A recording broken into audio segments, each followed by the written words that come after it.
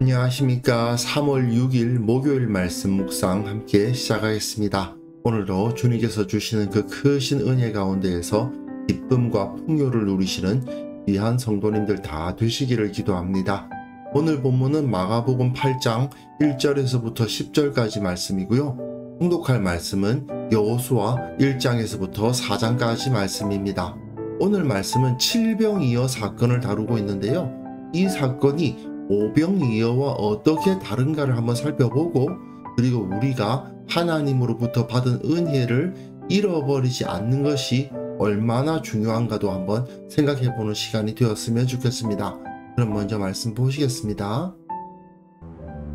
그 무렵에 또 큰 무리가 있어 먹을 것이 없는지라 예수께서 제자들을 불러 내가 무리를 불쌍히 여기노라. 그들이 나와 함께 있은지 이미 사흘이 지났으나 먹을 것이 없도다. 만일 내가 그들을 굶겨 집으로 보내면 길에서 기진하리라. 그 중에는 멀리서 온 사람들도 있느니라. 이 광야 어디서 떡을 얻어 이 사람들로 배부르게 할 수 있으리이까? 너희에게 떡 몇 개나 있느냐? 7이로소이다. 예수께서 무리를 명하여 땅에 앉게 하시고 떡 7개를 가지사 축사하시고 떼어 제자들에게 주어 나누어 주게 하시니 제자들이 무리에게 나누어 주더라. 또 작은 생선 2마리가 있는지라 이에 축복하시고 명하사 이것도 나누어 주게 하시니 배불리 먹고 남은 조각 7광주리를 거두었으며 사람은 약 4,000명이었더라. 예수께서 그들을 흩어보내시고 곧 제자들과 함께 배에 오르사 달마누다 지방으로 가시니라. 우리는 6장에서 오병이어 사건을 봤죠.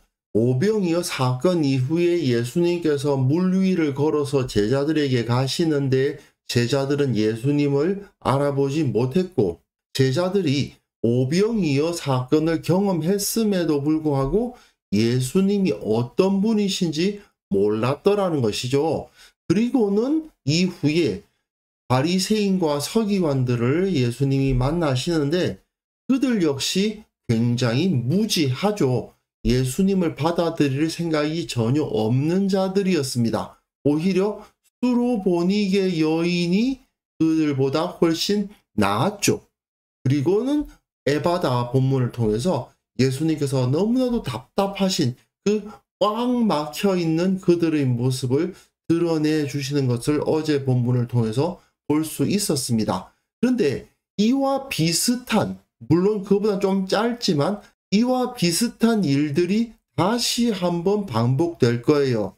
오병이어 후에 제자들과 바리새인 서기관들이 예수님을 제대로 깨닫지 못하고 그 다음에 마지막에는 벳세다의 맹인을 치유하시는 것으로 마칠 겁니다. 에바다 사건과 이 벳세다 맹인 사건이 결국은 비슷한 위치에 놓인다고 할 수도 있겠습니다. 여하튼 이런 방식으로 예수님께서는 당신이 이 땅 가운데 진정한 생명의 떡을 주시는 분, 그 만나로 이스라엘을 먹이셨던 하나님이시라는 사실을 증명해 보여주시는 거죠.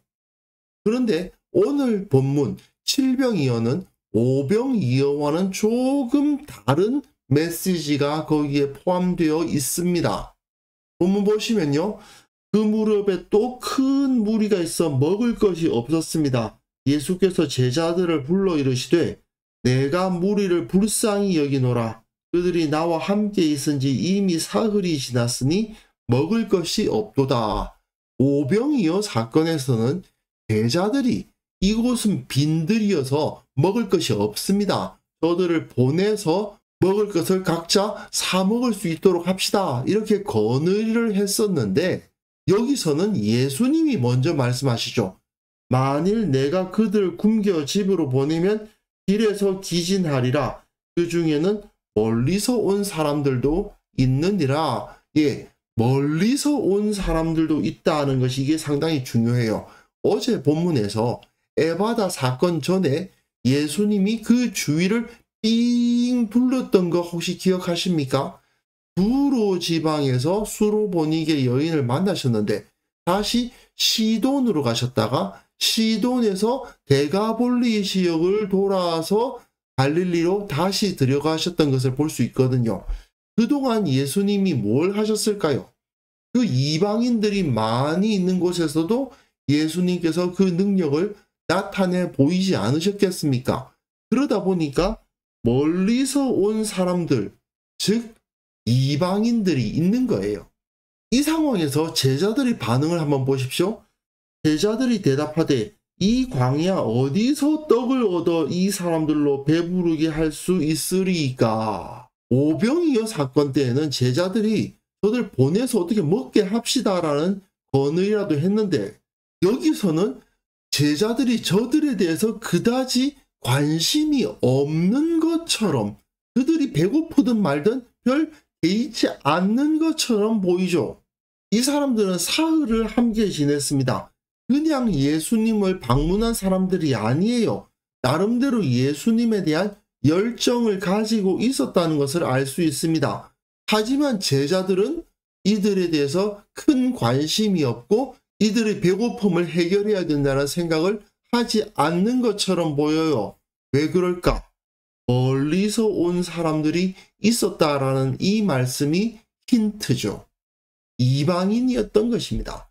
그들 가운데 전혀 모르는 이방인들도 섞여 있었고, 유대인이라 하더라도 형제라고 부를 수 없는 그다지 친하지 않은 사람들, 멀리 떨어져 있던 사람들, 내 이웃이라고 부르기엔 어려운 사람들이 여기에 몰려 있었다라는 것을 짐작할 수가 있습니다. 즉 자기들과 그다지 친분이 없는 멀리 사는 사람들에 대해서는 제자들이 별로 관심을 가지고 있지 않았다라는 것이 조금 문제가 되죠.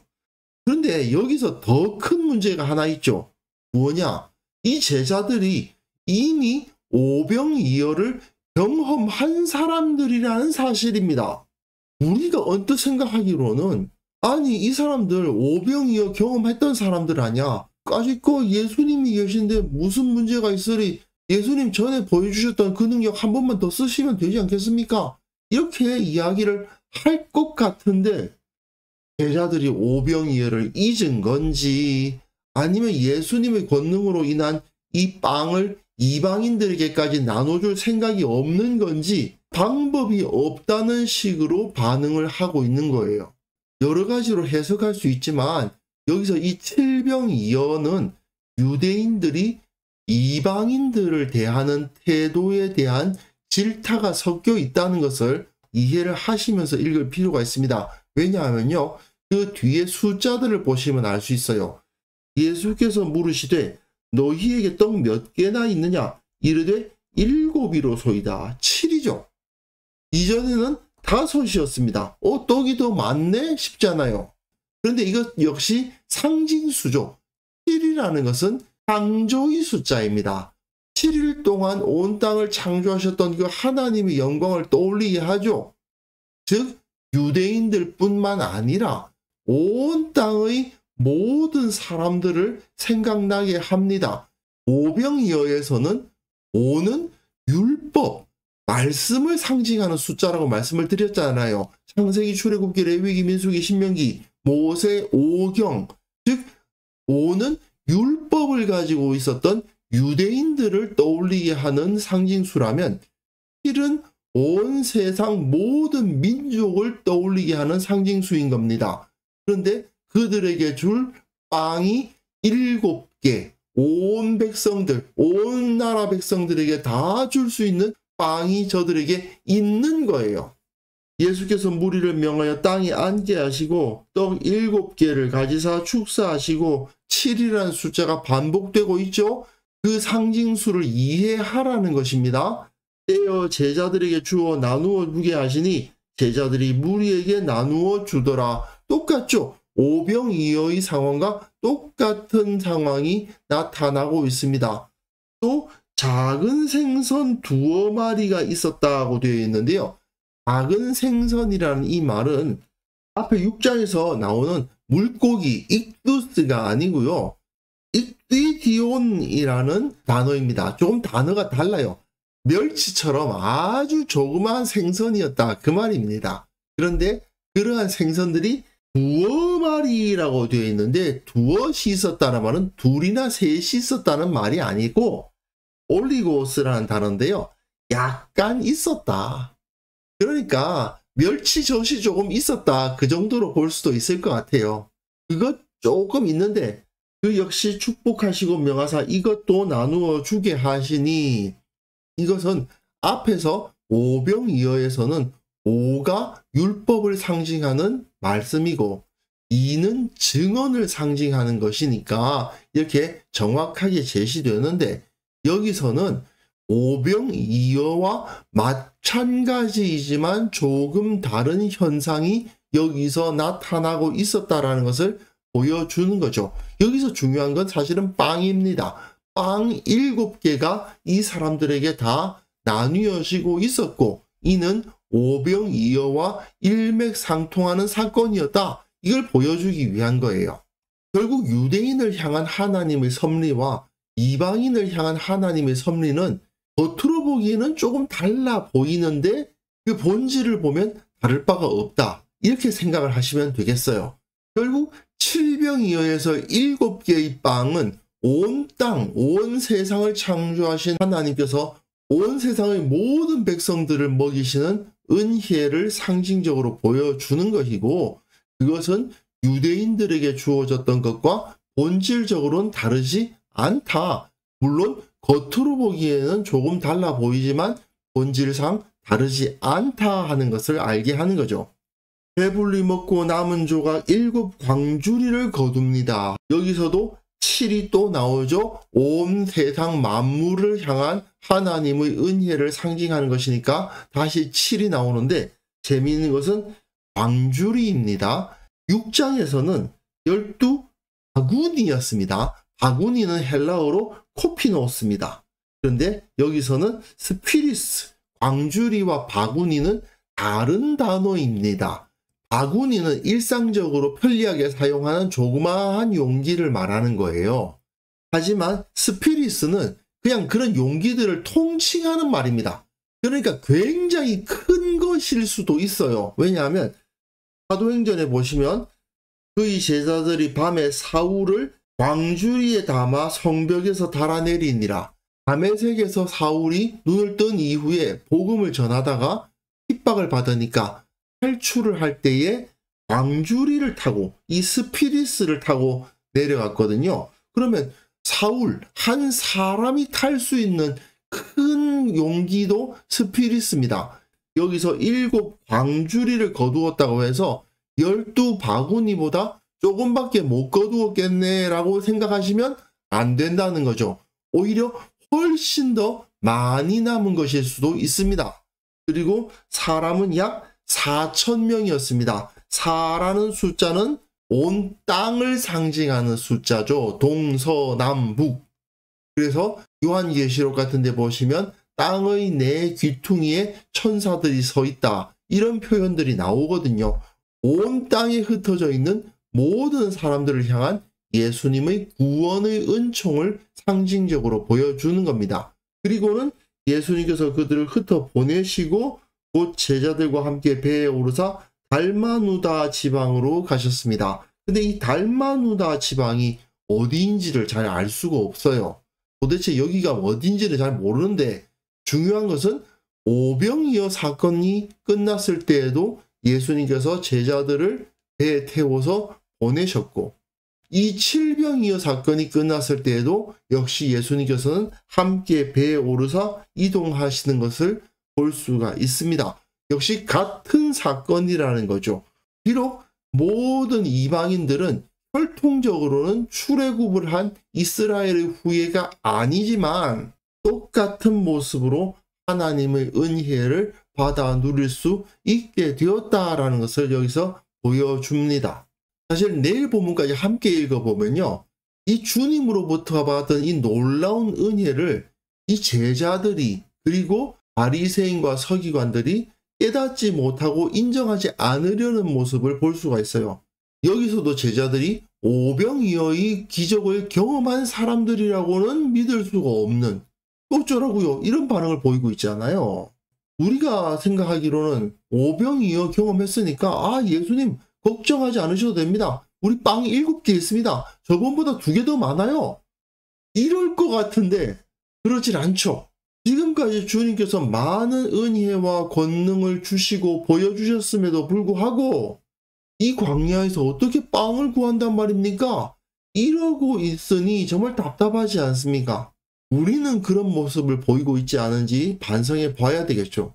지금까지 나를 인도해 오시고 모든 어려움을 극복하게 하시고 때마다 시마다 필요한 것들을 채워주셨던 주님의 은혜를 우리는 너무나도 쉽게 잊어버리지 않는지 반성해 봐야만 되는 것입니다.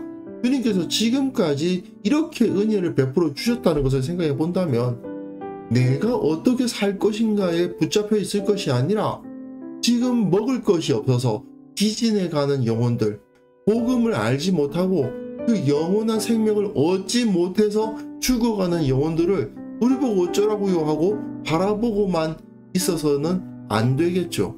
우리에게 주어진 사명이 무엇인지 확인해 봐야 되지 않겠습니까? 그래서 이 시간 함께 기도하실 때는요, 주님께서 우리에게 베풀어 주셨던 그 은혜, 그 구원의 역사, 그것을 기억하면서 주님의 마음을 알고 온 땅 가운데 복음을 증거하는 그 사명을 감당하는 자들이 되게 하여 주옵소서. 하나님께서 우리 교회를 위해서 베푸신 모든 은혜를 기억하며 감사하며 기뻐하고 주님의 나라를 위해서 일하는 공동체가 되게 하여 주옵소서. 함께 기도하는 시간 가졌습니다.